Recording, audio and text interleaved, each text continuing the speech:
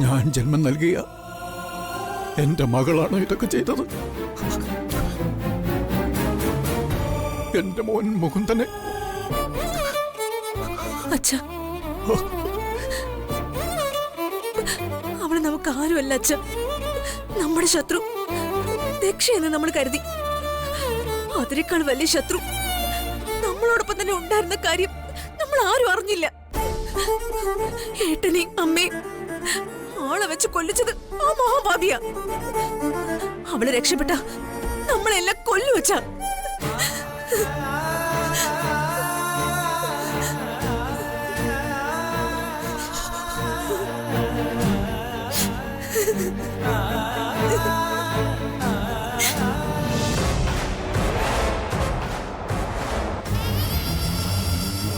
സഞ്ജു, ഒന്ന് സ്പീഡിൽ പോ.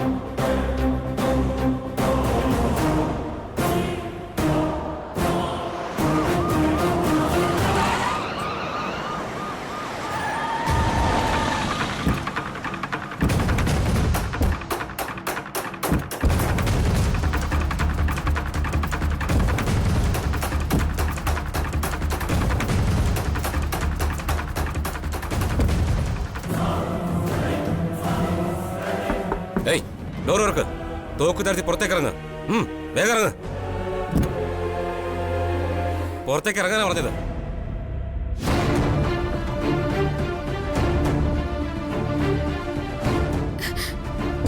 ആരെങ്കിലും എനിക്കെതിരെ ഒരു ചെറുവിരൽ അനക്കിയാൽ ഇവളെ ഞാൻ തീർക്കും. ഇവൾക്ക് ജീവൻ വേണമെങ്കിൽ ആ വണ്ടികളൊക്കെ എടുത്ത് മാറ്റാം. എന്നിട്ട് എന്നെ പോകാൻ അനുവദിക്കാം. കവിതേ, നീ ലച്ചുനെ അങ്ങ് വിട്ടേക്ക്. അവള് പൊയ്ക്കോട്ടെ. അവളെ വിട്ടേക്കാൻ. വിവരങ്ങളെല്ലാം പോലീസിനും എല്ലാവർക്കും ചോർത്തി കൊടുത്തത് നീയാ. ആദ്യം തീരേണ്ടത് നീയാ. വണ്ടി കയറ്റി. കവിതേ, കൊലപാതകം ഉൾപ്പെടെ നിന്റെ എല്ലാ കള്ളക്കളികളും അവസാനിച്ചു. The game is over.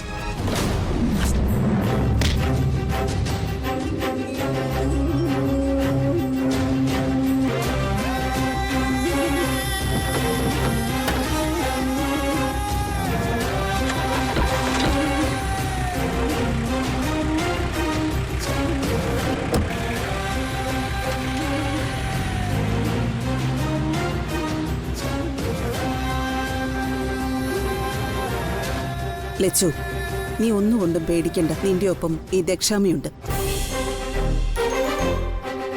വൈകിട്ട്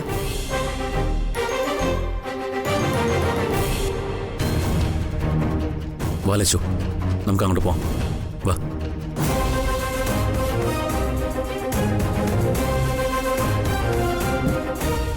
കേറ്.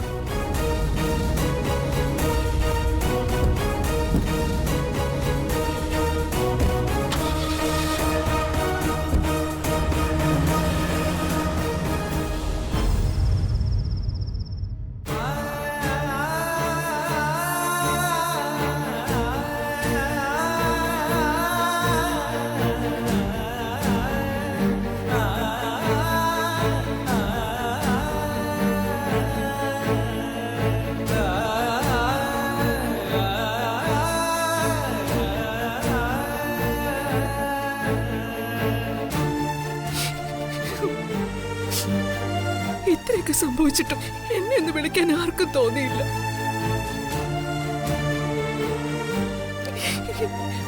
അമ്മൂനെ കൊണ്ട് കവിത എങ്ങോട്ടാ പോയെന്ന് അറിയില്ല. ഈശ്വര, ഇനി എന്തൊക്കെയാ കേൾക്കാൻ പോകുന്നത്?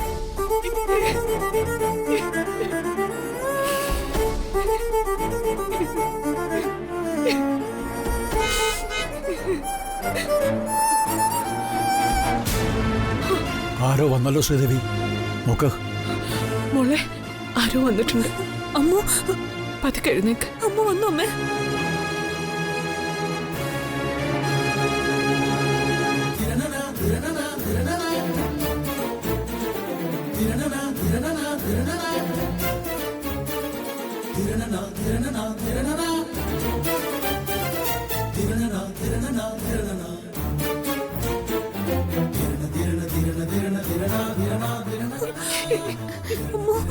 മോളെ,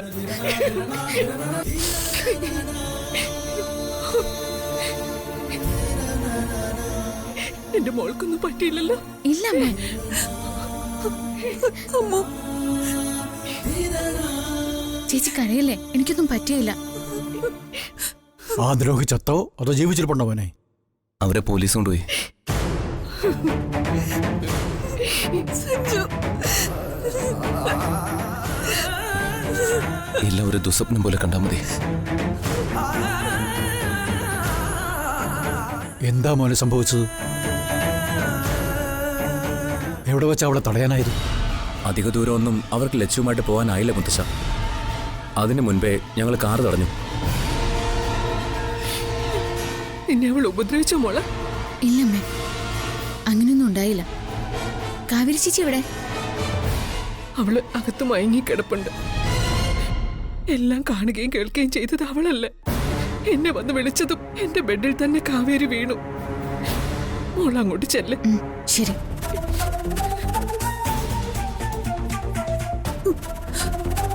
അമ്മു എന്നെ അവളുടെ റൂമിലേക്ക് കയറ്റിക്കൊണ്ട് പോയത് എനിക്ക് ഓർമ്മയുള്ളൂ. ഞാൻ ഉറങ്ങിപ്പോയി, ഒന്നും ഞാൻ അറിഞ്ഞില്ല. നിന്നെ ഉണർത്തണ്ടെന്ന് ഞാൻ തന്നെ പറഞ്ഞത്. അങ്ങനെയുള്ള സംഭവങ്ങളാ ഇവിടെ അരങ്ങേറിയത്. ചെറിയമ്മയ്ക്ക് എങ്ങനെ ഇതൊക്കെ ചെയ്യാൻ കഴിഞ്ഞു സഞ്ജു? നമ്മുടെ മുത്തശ്ശിയെ പോലും വെറുതെ വിട്ടില്ലല്ലോ.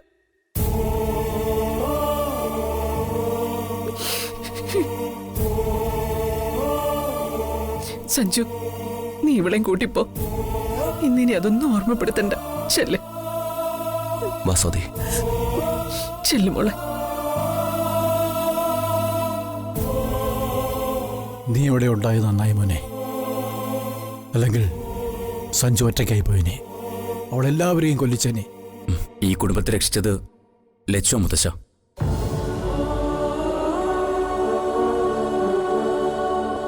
തോക്കുമായിട്ട് അവർ താഴേക്ക് വന്നപ്പോ സ്വാതി ഇവിടെ ഉണ്ടായിരുന്നെങ്കിൽ ഉറപ്പായിട്ടും അവരവളെ ബന്ദിയാക്കി കൂടെ കൊണ്ടുപോയേനെ. സ്വാതി ഒന്നും അറിയാതിരുന്നതാ ഭാഗ്യമായത്. എല്ലാവരും അറിയാൻ പോകുന്നതേ ഉള്ളൂ. അമ്മയെ കൊന്ന മകളെന്ന വാർത്തയാ വരാൻ പോകുന്നത്. ഇത്രമാത്രം പക മനസ്സിൽ വെച്ചാ അവൾ ഈ വീട്ടിൽ ജീവിച്ചതെന്ന കാര്യം ഓർക്കുമ്പോൾ ഞെട്ടല്ല ഉണ്ടാകുന്നത്.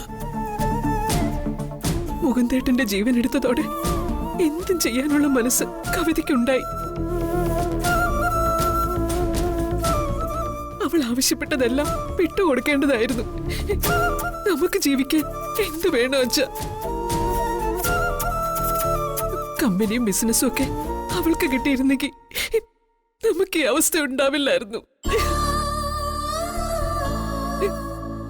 കുടുംബത്തിൽ ഒരു അസുര ജന്മം വന്ന് പിറന്നുപോയി. തൂത്താരം തുടച്ചാലും അത് പോവില്ല. ലക്ഷ്യം വെച്ചത് കൊണ്ടേ പോവൂ. അവരെ രക്ഷിച്ചെടുക്കാനൊക്കെ പുറത്ത് ആളുകളുണ്ട്. നിങ്ങൾ നോക്കിക്കോ, അവര് പുറത്ത് വരിക തന്നെ ചെയ്യും. ആരവളെ പുറത്തിറക്കുന്ന് ഗോവിന്ദ് പറയുന്നത്? പെറ്റമ്മയും സഹോദരനെയും കൊന്നവൾ അവള്. ഈ ജന്മം അവള് പുറലോകം കാണില്ല. അവളെ ദക്ഷ പുറത്തിറക്കുന്നാണോ മോൻ പറയുന്നത്? ദക്ഷ അത് ചെയ്യില്ല. അവര് പുറത്തിറങ്ങിയ ഗൗതമിന്റെ ജീവന് ഭീഷണിയാണെന്ന് ദക്ഷയ്ക്കറിയാം. പക്ഷെ കവിത ചേച്ചിക്ക് മറ്റു പലരുമായിട്ടും ബന്ധങ്ങളുണ്ട്. അല്ലെങ്കിൽ ഈ ഗുണ്ടാപ്പടയൊക്കെ എവിടുന്ന് കിട്ടാനാ? രക്ഷിച്ചെടുക്കാൻ ആരുമില്ലെങ്കിൽ ഒരാളും ഇതിനൊന്നും തുനിഞ്ഞിറങ്ങില്ല. അവർ പുറത്തിറങ്ങുമ്പോൾ ഞാൻ പറഞ്ഞത് സത്യമാണെന്ന് നിങ്ങൾക്ക് മനസ്സിലാവും. 17 വർഷങ്ങൾക്ക് മുൻപ് നടന്ന സഞ്ജുവിന്റെ അച്ഛന്റെ കൊലപാതകത്തിന് എന്ത് തെളിവായിപ്പോൾ ഉള്ളത്?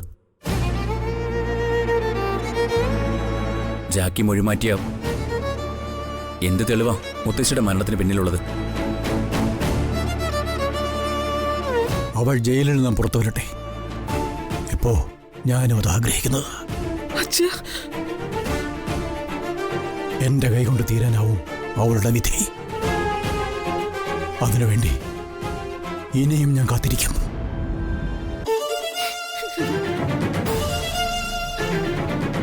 വസുമതിക്ക് ഞാൻ ചെയ്യുന്ന ഉദകക്രിയയായിരിക്കും അത്.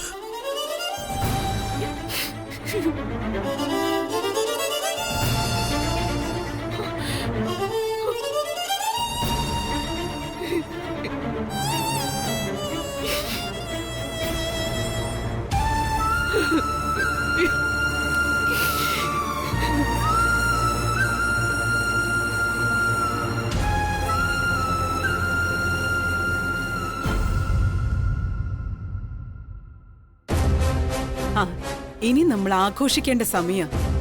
ഗംഗാധര പണിക്കർ പടുത്തുയർത്തിയ മംഗലശ്ശേരി കുടുംബം നിലത്ത് വീണുടഞ്ഞു. ആ, പെറ്റമ്മയെ കൊന്ന മകൾ ഇരുമ്പഴിക്കുള്ളിലും. വലിയ സന്തോഷത്തിലാണല്ലോ മാഡം. എങ്ങനെ സന്തോഷിക്കാതിരിക്കും മല്ലികെ? രാവിലെ മുതലുള്ള TV ന്യൂസിൽ കവിതയുടെ അറസ്റ്റ് നിർത്താതെ സ്ക്രോൾ ചെയ്ത് പോകുന്നതല്ലേ? ഇടയ്ക്ക് വിശദമായ ന്യൂസായും വരുന്നുണ്ട്. ഇതിൽ കൂടുതൽ മംഗലശ്ശേരിക്കാർക്ക് നാണക്കേടുണ്ടാവാൻ എന്തു വേണം? ഇരട്ട കൊലപാതകമല്ലേ പോലീസ് കവിതയിൽ ചാർത്തിയിരിക്കുന്നത്? ഇതിനൊക്കെ എന്തെങ്കിലും തെളിവുണ്ടോ? അവൾക്ക് നല്ല പിടിപാടുണ്ട്. മുകുന്ദന്റെ കൊലപാതകത്തിൽ നിന്ന് ചിലപ്പോ കവിത രക്ഷപ്പെട്ടേക്കും. പക്ഷേ വസുമതി അമ്മയുടെ കൊലപാതകത്തിൽ നിന്ന് കവിതയ്ക്ക് രക്ഷപ്പെടാനാവില്ല. ജാക്കിയുടെ കുറ്റസമ്മതവും ഡിജിറ്റൽ തെളിവുകളും തന്നെ ധാരാളം.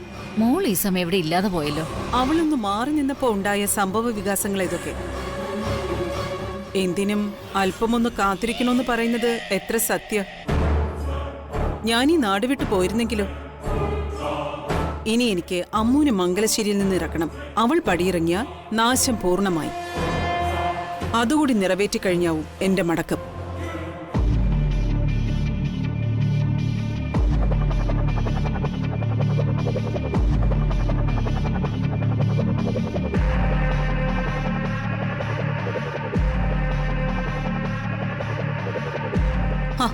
നിനക്കെന്താ ഒരു സന്തോഷമില്ലാത്ത പോലെ? അടുത്ത മാസം പോകുമെന്ന് ഓർത്താണോ? മോളുടെ കാര്യം ഓർത്തിട്ടാ. അവൾക്ക് വേണ്ടി ഒന്നും ചെയ്യാനായില്ല. നീ എന്താ ഇങ്ങനെയൊക്കെ പറയുന്നേ? മാഡം മംഗലശ്ശേരിക്കാരുടെ നാശം കാണാൻ കൊതിക്കുന്നു. അവരുടെ ഓരോ വീഴ്ചയിലും ആഹ്ലാദം കൊള്ളുന്നു. വീണ് കിടക്കുന്ന സ്വന്തം മോളെ മാത്രം വാരിയെടുക്കാൻ അമ്മ തയ്യാറാവുന്നില്ല. അല്ലെങ്കിൽ അത് കാണുന്നില്ല. നീ മനസ്സിലാവുന്ന ഭാഷയിൽ പറ. ബാംഗ്ലൂരിൽ നിൽക്കാനാവാതെ മോള് വിഷമിക്കുക. സഞ്ജുവിന്റെ ഓർമ്മകളെ എത്ര നിയന്ത്രിച്ചിട്ടും മനസ്സിലടക്കി നിർത്താൻ അവൾക്ക് കഴിയാത്തതുകൊണ്ടാ അവള് സങ്കടപ്പെടുന്നത്. അവളുടെ മനസ്സിൽ സഞ്ജുവാ. മാഡം പക്ഷേ അത് അവഗണിക്കുന്നു.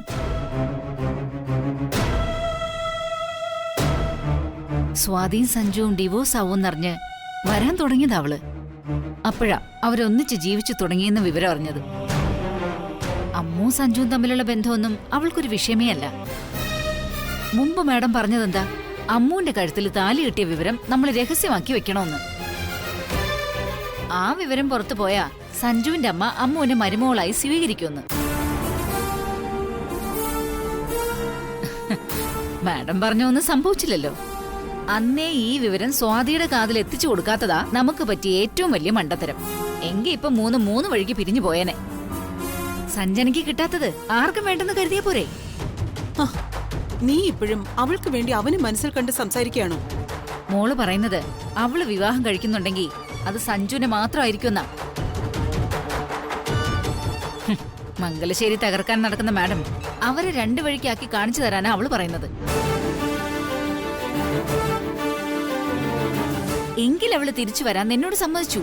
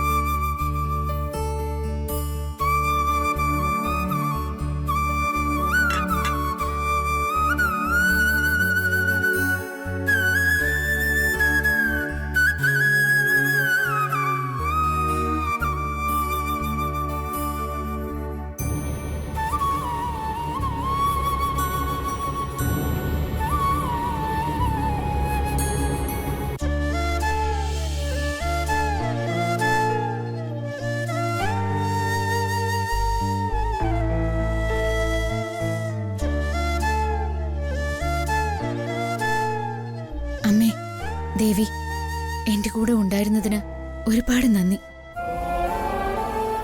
ഇന്നത്തെ രാത്രി എനിക്ക് മറക്കാൻ കഴിയില്ല ദേവി. എന്റെ ചേച്ചിയെയും അദ്ദേഹത്തിനെയും അവരുടെ കുഞ്ഞിനെയും ജീവനോടെ ദേവി സംരക്ഷിച്ചു. മുത്തശ്ശിയെ കൊല്ലിച്ചത് ആരാണെന്നുള്ള സത്യം ദേവിയായി ബോധ്യപ്പെടുത്തി കൊടുത്തു. എന്റെ പേരിൽ കവിത ചേച്ചി കെട്ടിച്ചമച്ചതൊക്കെ കള്ളക്കഥകളാണെന്ന് എല്ലാവർക്കും മനസ്സിലായി. അത് തെളിയിക്കപ്പെടാതെ പോയിരുന്നെങ്കിൽ എന്നും അത് ചെയ്തത് ഞാനാണെന്ന് അവസരം കിട്ടുമ്പോഴൊക്കെ അവർ പറയുമായിരുന്നു. ഈ വീട്ടിൽ ആരും അത് വിശ്വസിച്ചില്ലെങ്കിലും ചെയ്യാത്ത കുറ്റം അടിച്ചേൽപ്പിക്കുമ്പോൾ സങ്കടം വന്നു പോവും. കവിത ചേച്ചിക്ക് അത് ആരുടെയെങ്കിലും തലയിൽ കെട്ടിവെച്ചേ പറ്റൂ.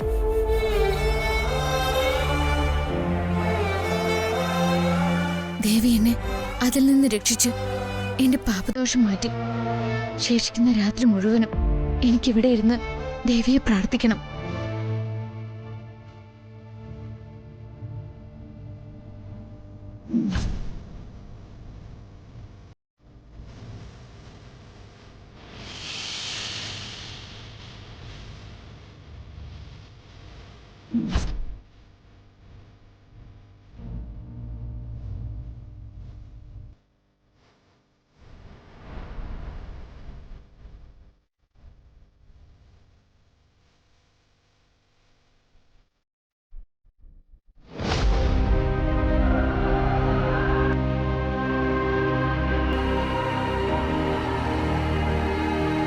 വലിയൊരു ദുരന്തമാ നമ്മുടെ കുടുംബം തരണം ചെയ്തു പോയത്. അമ്മ പൂജാമുറിയിലായിരുന്നെന്നാ പറഞ്ഞത്.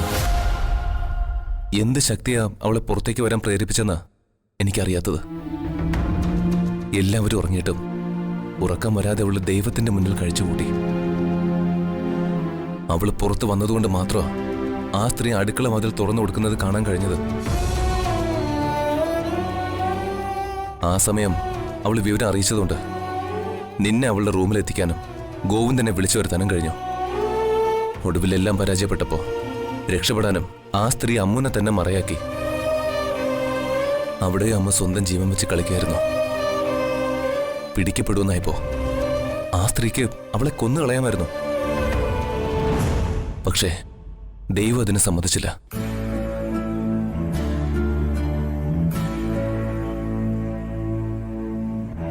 ഞാൻ പറയുന്നത് നിനക്ക് ഇനി ഉൾക്കൊള്ളാൻ കഴിയുന്നുണ്ടോന്ന് എനിക്കറിയില്ല. ഒരു ദൈവനിയോഗം പോലെയാ അമ്മ ഈ വീട്ടിൽ വന്നത്. ഈ കുടുംബത്തിന്റെ രക്ഷകയായി പെരുവണ്ണാപുരത്ത് അമ്മ അവളെ അയച്ചതാണെന്ന് അമ്മ കരുതുന്നത് അതുകൊണ്ടാ. അന്ന് അവളുടെ വിവാഹം മുടങ്ങുന്ന ദിവസം ഞാൻ യാദൃശികമായി അവിടെ ചെന്നപ്പെട്ടതാ. അമ്മയും ഞാനും ശങ്കരശാസ്ത്രികളെ കാണാൻ പോയിരുന്നു. പ്രാണഭീതി ഉച്ചസ്ഥായിൽ നിൽക്കുന്ന വിവരം പറഞ്ഞ അന്ന് തന്നെ ശാസ്ത്രികള് അമ്മയെ പെരുവണ്ണാപുരം ദേവീക്ഷേത്രത്തിലേക്ക് അയച്ചു. ഞാൻ അമ്മയും കൊണ്ട് അവിടേക്ക് പോയി.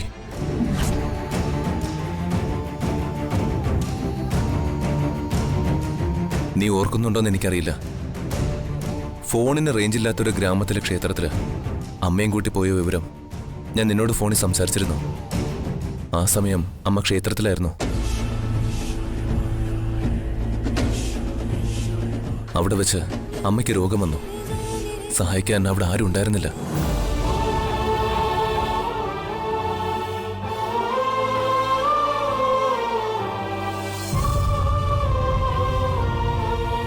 അന്നാണ് ആദ്യമായി അമ്മ വന്ന ആ നാട്ടുകാരുടെ പ്രിയപ്പെട്ടവളായ ലച്ചുവിനെ ഞാൻ കാണുന്നത്. എന്തിനവൾ അവിടെ വന്ന് അമ്മയെ രക്ഷിച്ചൊന്നും എനിക്കറിയില്ല. അത് കഴിഞ്ഞിട്ട് അവളെ കാണാനും കഴിഞ്ഞില്ല. പൂജ തീരുന്ന ദിവസമായിരുന്നു അമ്മുവിന്റെ വിവാഹം. കൃത്യമായി അമ്മയ്ക്ക് ക്ഷേത്രത്തിൽ പോകാനും ആയില്ല. പകരം എന്നെ അയച്ചു. അന്നും ചില യാദൃശ്ചികതകളുണ്ടായി.